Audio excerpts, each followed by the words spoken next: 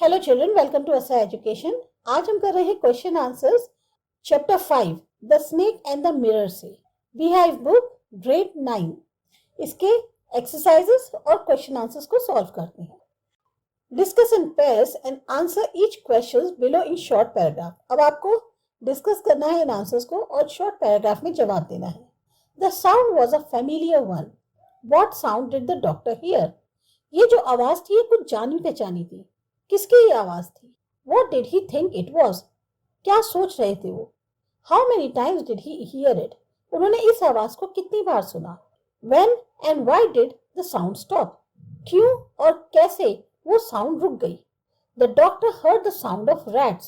Doctor को जो है चूहों की आवाज सुनाई दी। The sound was a familiar, जानी पहचानी आवाज थी। He heard this sound 4 times. लगभग 4 बार उन्होंने इस आवाज को सुना। The phrases are Again I heard sound from above. फिर मुझे से जो है वही साउंड ऊपर से सुनाई दी। Again came that noise from above. फिर दोबारा वही साउंड ऊपर से आई। Suddenly there came a dull thud as if a rubber tube has fallen. अचानक से ऐसा लगा जैसे कोई एक रबर ट्यूब जो होती है वो ऊपर से गिर गई हो। The sound stopped after the appearance of the snake. और ये जो आवाज थी जैसे ही वो स्नेक गिरा है उसके सामने आते ही जो आवाज थी वो बंद हो गई। What are 2 important and earth-shaking decisions did the doctor take while he was looking into the mirror? अब कौन से ऐसे 2 महत्वपूर्ण और जैसे धरती हिलाने वाले डिसीजंस होते हैं डॉक्टर ने लिए जब वो मिरर में देख रहे थे? The doctor took the following 2 important and earth-shaking decisions. He would shave daily and grow a thin mustache to look more handsome. एक तो ये था कि वो डेली शेव बनाएंगे, बहुत पतली सी मूछें रखेंगे ताकि वो उससे ज्यादा हैंडसम दिखें। He would always keep the attractive smile on his face. दूसरा, हमेशा चेहरे पे वो एक मुस्कान जो है उसे बनाए रखेंगे, जो आकर्षक मुस्कान होती है उसे वो बनाए रखेंगे। I looked into the mirror and smiled, says the doctor. मैंने अपने को मिरर में देखा और मुस्कुराया, डॉक्टर ने कहा। A little later he says, I forgot my danger and smiled feebly at myself. उसके बाद वो कहते हैं कि मैं अपना जो डर था, जो खतरा था उसे भूल गया और हल्के हल्के अपने ऊपर मुस्कुराने लगा। What is the doctor opinion about himself when he first smiles? अब डॉक्टर की अपने को देखकर क्या राय थी जब वो पहली बार मुस्कुराए and he smiles again, और फिर दोबारा जब मुस्कुराए। In what way do his thoughts change in between and why? ऐसा क्या हुआ, किस तरीके से उनके जो विचार थे वो बदल गए और क्यों? The doctor thought that he had a good smile when he first smiled. जब डॉक्टर पहली बार अपने आप को देख के मिरर में मुस्कुराए तो उन्हें लगा उनकी स्माइल बहुत अच्छी है। But when he smiled a little later, he laughed at his destiny. पर जब उन्होंने दोबारा मुस्कुराया तो वो अपनी किस्मत को लेकर हंसे। His life was in danger. उनकी जिंदगी खतरे में थी। His thoughts got changed because of the snake. उनके जो विचार थे वो बदल चुके थे स्नेक की वजह से। He was quite near to death. जैसे कहेंगे सांप सामने है और मौत आपके सामने खड़ी है। This story about a frightening incident is narrated in a humorous way. तो ये जो एक स्टोरी बताई गई है आपके बुक में, ये एक तरह से डराने वाली घटना है जो कि बहुत ही मजाकिया अंदाज में आपको बताई जा रही है। What makes it humorous? आपको ऐसा क्यों लगता है कि ये मजाक वाली है या हास्यप्रद है? Think of the contrast it presents between the dreams and reality. किस तरह का इसमें एक तरह से कंट्रास्ट दिखाया गया है कि सपने और हकीकत में कितना बड़ा फर्क होता है। Some of them are listed below. उसमें कुछ आपको बताए गए हैं। अब आपसे कहा गया है write short paragraphs on each of these to get your answer. अब इसके बारे में आपको छोटा सा पैराग्राफ लिखना है। The kind of person the doctor is. Money, possessions. अब डॉक्टर जो है किस तरीके के इंसान थे? The doctor is a poor man with not much money. Doctor एक गरीब आदमी थे जिनके पास बहुत सारे पैसे नहीं थे। His house is without electricity. उनके घर में बिजली नहीं थी। It is a small rented room which has many rats. उनका एक छोटा सा किराए का कमरा था जिसमें बहुत सारे चूहे थे। He has about 60 rupees in his suitcase. उनके सूटकेस में लगभग 60 रुपए होंगे। Along with some shirts and dhotis, he also possessed one solitary black coat. इसके अलावा उनके पास कुछ शर्ट्स और धोती थी और एक उनके पास ब्लैक कोट था। The kind of person he wants to be. Appearance और ambition के बारे में बताना है। कैसे इंसान वो बनना चाहते थे? He wants to be a handsome person. वो अपने आप को एक बहुत ही हैंडसम इंसान बनना चाहते थे। उनके मन में था कि मैं एक हैंडसम दिखूं। So he decided to shave daily and grow a thin moustache. इसके लिए उन्होंने डिसाइड किया वो डेली जो है शेव करेंगे और बहुत पतली मूछें रखेंगे। He also wishes to accumulate wealth, और यहाँ तक कि उनकी इच्छा थी कि उनके पास ज्यादा से ज्यादा धन आए। The person he wants to marry, किसके साथ वो शादी करना चाहते थे? He intends to marry a woman doctor who has plenty of money and a good medical practice. उनकी इच्छा ये थी कि वो एक ऐसी वुमेन डॉक्टर के साथ शादी करें जिसके पास खूब सारा पैसा हो, उसकी बहुत अच्छी मेडिकल प्रैक्टिस चल रही हो। He wishes to have a fat wife so that she cannot run after him and catch him when he would make a mistake. वो ये चाहते थे उनकी जो वाइफ है वो काफी फैट हो, ताकि वो जो है जब भी कोई गलती करे तो वो उनके पीछे ना दौड़ पाए और उनको पकड़ ना पाए। The person he actually marries, किसके साथ उन्होंने एक्चुअल में शादी करी? The person he actually marries is a thin reedy person with the gift of a sprinter. उन्होंने जिससे एक्चुअल में शादी करी वो एक बहुत ही दुबली पतली लड़की थी जो कि एक अपने आप में एथलीट थी। His thoughts when he look into the mirror, क्या विचार थे उनके मन में जब उन्होंने मिरर में देखा? He think that he should look smart, उन्होंने ये सोचा कि मुझे स्मार्ट दिखना चाहिए। So he decided to shave daily and retain his smile, इसीलिए उन्होंने डिसाइड किया कि अब वो डेली शेव करेंगे और अपनी उस स्माइल को बरकरार रखेंगे। He is happy and contented when he looks into the mirror, और वो बहुत खुश अपने आप को महसूस कर रहे थे जब वो अपने आप को मिरर में देख रहे थे। His thoughts when the snake is coiled around his arm, अब जब स्नेक जो है उनके आर्म से लिपट गया तो उनके क्या विचार थे? When the snake coiled around his left arm from the below elbow, he kept sitting there holding his breath. अब वो जो स्नेक था जब उनके लेफ्ट आर्म जो एल्बो है उसके ऊपर एक तरह से उसने लपेटा बना लिया तो वो बिल्कुल एक टक बैठ गए अपनी सांस रोक के। ही बिकम मोशनलेस, बिल्कुल बिना किसी एक्शन बिना किसी मोशन के। He was afraid of the snake, उन्हें सांप से बहुत डर लगता था। अब है next part, thinking about language. Here are some sentences from the text, कुछ टेक्स्ट से आपको सेंटेंसेस दिए गए हैं। Say which of them tell you that the author was afraid of the snake, अब आपको बताना है इनमें से कौन से ऐसे सेंटेंस से आपको लगता है कि ऑथर जो है वो स्नेक से डरते थे। Was proud of his appearance, अपनी जो अपीयरेंस थी लुक्स थे उससे उनको काफी गर्व था। Had a sense of humour, थोड़ा मजाकिया अंदाज था। और was no longer afraid of the snake, snake से बिल्कुल भी भयभीत नहीं थे। I was turn to stone, इससे क्या पता चलता है? Was afraid of the snake. I was no mere image cut in granite, was no longer afraid of the snake, इससे पता क्या चला कि वो जो है उनको स्नेक से बिल्कुल भी डर नहीं था। The arm was beginning to be drained of strength, यानी वो जब सांप उनके आर्म पे लिपटा हुआ था तो उनके जो हाथ की ताकत थी वो खत्म होती जा रही थी। Was afraid of the snake. I tried in my imagination to write in bright letters outside my little heart the words, Oh God. अब मैं अपने इमेजिनेशन में क्या कर रहा था कि अपने दिल के बाहर जैसे ना शब्द लिखता हूँ, हे भगवान, इस तरह से मैं जो हूँ ब्राइट लेटर्स में लिखने के लिए इमेजिन कर रहा था। Was afraid of the snake. I didn't tremble, I didn't cry out. Was afraid of the snake. फिर है I looked into the mirror and smiled. It was an attractive smile. अब यहाँ पर वो किसके बारे में बोल रहे हैं?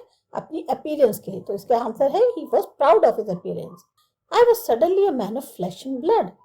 He was no longer afraid of the snake.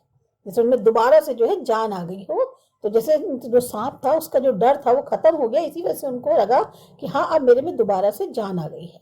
I was after all a bachelor and doctor too on the top of it. Was proud of his appearance. एक तो डॉक्टर और ऊपर से bachelor. The fellow had such a sense of cleanliness. The rascal could have taken it and used it after washing it with soap and water. He had a sense of humor. Was it trying to make an important decision about growing a mustache or using eyeshadow and mascara or wearing a vermilion spot on its forehead? He had a sense of humor. Expressions used to show fear. अब कौन से ऐसे expressions हैं जिनसे डर झलकता है? Can you find expressions in the story that tell you that the author was frightened? ऐसे कौन से expressions हैं स्टोरी के अंदर जिससे पता चलता है कि ऑथर घबराए हुए थे? Read the story and complete the following sentences. तो आपको जो है स्टोरी पढ़कर इन सेंटेंसेस को पूरा करना है। I was turned to stone. I sat there holding my breath. In the light of the lamp, I sat there like a stone image in the flesh. ये इसके आंसर्स हैं। In the sentences given below, Some words and expressions are italicized. कुछ words और expressions जो हैं आपकी book में italics में दिए हैं. They are variously meant that one is very frightened, is too scared to move, is frightened by something that happens suddenly, makes another feel frightened. बहुत ज़्यादा डरे हुए हैं, इतने डरे हुए हैं कि हिलने से भी घबरा रहे हैं, इस डरे हुए हैं कि अचानक से जो है कुछ ना हो जाए, और दूसरे को भी डराने की एक भावना दे रहे हैं. Match the meanings with the word expressions in italics and write the appropriate meaning next to the sentence. The first one has been done for you. अब आपको जो है मैच करने हैं मीनिंग्स को, जो वर्ड्स या एक्सप्रेशंस दिए इटैलिक्स में उनके साथ, और फिर उनका जो सही मीनिंग है वो सेंटेंस के बगल में लिखना है. पहला आपके लिए किया गया है. I knew a man was following me. I was scared out of my wits. Answer is very frightened. I got a fright when I realized how close was to the cliff edge. Too scared to move. अगर आपको पता हो कि आप बिल्कुल as पे खड़े हुए हो तो आप जो हो इतना ज्यादा घबराओगे कि आप आगे तक नहीं हिल पाओगे. He nearly jumped out of his skin when he saw the bull coming towards him, to be suddenly surprised or frightened by somebody. यानी कि एकदम से जैसा लगता है जैसे मानो उसकी जान बाहर निकल गई जैसे ही उसने देखा कि उसके सामने एक बुल खड़ा है. You really gave me a fright when you crept up behind me like that. तुमने मुझे सचमुच में डरा दिया जब तुम मेरे पीछे इस तरह से चलते हुए आए. Too scared, frightened. Wait until I tell his story. It will make your hair stand on the end. Feel shocked or scared. Paralyzed with fear, the boy faced his abductors, too horrified to move. और last है, the boy hid behind the door, not moving a muscle, too frightened to move. फिर अगला part है reported questions. Report these questions using if, whether, or why, when, where, how, which, what. Remember the italicized verbs change into past tense. Meena asked her friend, "Do you think your teacher will come today?" तो इसका answer क्या होगा? Meena asked her friend if he or she thought his or her teacher would come that day. David asked his colleague, "Where will you go to this summer?" David asked his colleague where he would go that summer. He asked the little boy, "Why are you studying English?" He asked the little boy why he was studying English. She asked me, "When are we going to leave?" She asked me when we are going to leave. Pran asked me, "Have you finished reading the newspaper?" Answer है, Pran asked me if I had finished reading the newspaper. Seema asked her, "How long have you lived here?" सीमा ने पूछा, आप यहाँ पर कितने समय से रह रहे हो? Seema asked her how long she had lived there. Sheila asked the children, "Are you ready to do the work?" Answer, Sheila asked the children if they were ready to do the work. अब अगला part आता है writing का. Try to rewrite the story without its humor, merely as a frightening incident. What details or parts of the story would you leave out? आपको एक story इसमें generate करनी है, दोबारा से रीराइट करनी है जिसमें ह्यूमर ना हो, बस सिंपली एक डराने वाला इंसिडेंट हो. तो आप इसमें कौन से ऐसे पार्ट्स स्टोरीज के या डिटेल के जो आप छोड़ना चाहोगे? ये सेल्फ अटेम्प्ट क्वेश्चन है, आप हेल्प के लिए देख सकते हो, अदरवाइज आप अपने आप इसको लिख सकते हो. The most frightening incident. It was a hot summer night. I have been living in the shed made of straw. बहुत ज्यादा गर्मी की रात थी, मैं अपनी एक स्ट्रॉ से बनी हुई शेड में रह रहा था. There was an old table. वहां एक पुरानी सी टेबल पड़ी हुई थी. On it there was a mirror. और वहां पर एक शीशा लगा हुआ था. Then a snake fell on my shoulder. अचानक से एक सांप जो है मेरे कंधे पर गिरा. Before I could do anything, the snake had coiled around my left arm. अब इससे पहले मैं कुछ करता, जो स्नेक था उसने मेरा लेफ्ट आर्म जो है पूरी तरह से जकड़ लिया. It was above the elbow, और वो एल्बो से ऊपर था. Its hood was spread out. उसका जो हुड होता है, सिर है, वो एक तरह से उसने फैला लिया. फन फैलाना जिसे कहते हैं. Its head was hardly 3 or 4 inches from my face. और उसका जो सिर था वो मेरा जो चेहरा था उससे 3 या 4 इंच की दूरी पे था. I almost froze with fear. कहते हैं ना, डर के मारे बिल्कुल मेरे को तो ऐसा लग रहा था जैसे जम गया मैं. My breath stopped. सांस रुक गई. I was like a stone. एकदम पत्थर हो गया था. I knew if I moved even 1 centimeter, the snake would sting me. अगर मैं जरा सा भी 1 सेंटीमीटर भी हिला ना तो स्नेक मुझे डस लेगा. I couldn't move even a centimeter. तो मैं 1 सेंटीमीटर भी नहीं हिला. I started praying to God. बस भगवान से प्रार्थना करनी शुरू कर दी। By chance the snake's eye fell on its reflection in the mirror. तभी जो स्नेक था उसकी निगाह जो है वो मिरर पर उसके रिफ्लेक्शन जो पड़ रहा था उस पर गई। It slowly fell down on my lap. वो धीरे से मेरे लैप पे गिरा। It then moved on to the table. और फिर वो जो है टेबल पे चला गया। It started looking at its own reflection in the mirror. और अपने ही रिफ्लेक्शन को वो मिरर में देखने लगा। I saw that I was breathing. I at once jumped off and ran like a madman. मैंने देखा मेरी सांस चल रही थी। मैं एकदम से उठा और जस्ट पागलों की तरह बाहर भागा। I felt that I was safe. लगा कि हाँ अब मैं सेफ हूँ, सुरक्षित हूँ। आई थैंक गॉड ग्रेटली। और मैंने भगवान का बहुत बहुत धन्यवाद दिया। Read the description given alongside the sketch from a photograph in the newspaper. Make up a story about what the monkey is thinking or why it is looking into the mirror. Write a paragraph about it. अब आपको एक description पढ़ना है जिसमें एक newspaper में दिखाया गया है कि जो मंकी है वो मिरर में अपने आप को देख रहा है। तो आपको उस मंकी को लेकर एक स्टोरी बनानी है कि वो मंकी क्या सोच रहा है, क्या क्यों वो मिरर में देख रहा है, और उसको लेकर एक पैराग्राफ लिखना है। आंसर है the fairest of them all. On one bright sunny day, a monkey was having fun climbing and switching the house roofs in the colony.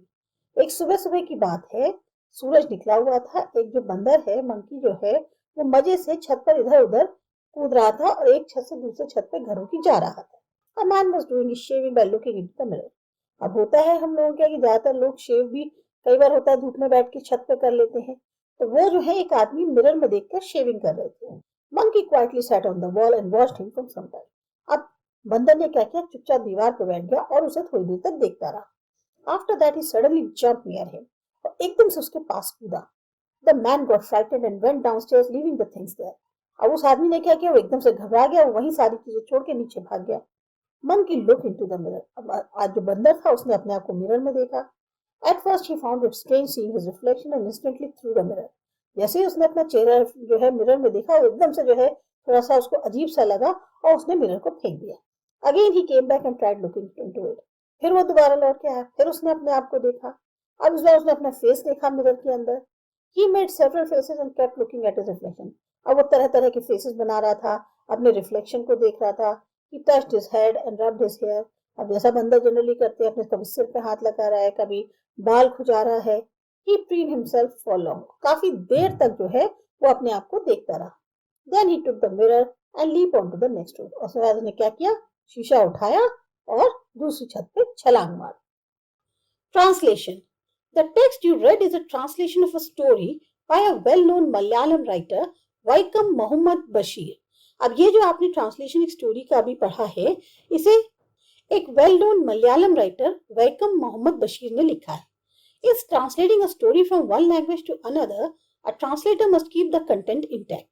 अगर किसी स्टोरी को ट्रांसलेट किया जाता है एक भाषा से दूसरी भाषा में, तो ट्रांसलेटर को यह ध्यान रखना चाहिए कि जो मेन कंटेंट है स्टोरी का वो सही रहे। However, the language and the style differ in different translations of the same text. जो भाषा है या जो लिखने का अंदाज है उसमें फर्क आ सकता है जब हम सेम टेक्स्ट का ट्रांसलेशन करते हैं। Here are two translations of the opening paragraphs of a novel by a Japanese writer Haruki Murakami. अब यहाँ आपको दो ट्रांसलेशंस दिए गए हैं ओपनिंग पैराग्राफ्स को लेकर। एक नॉवेल जिसको जापानीज राइटर हारुकी मुराकामी ने लिखा था।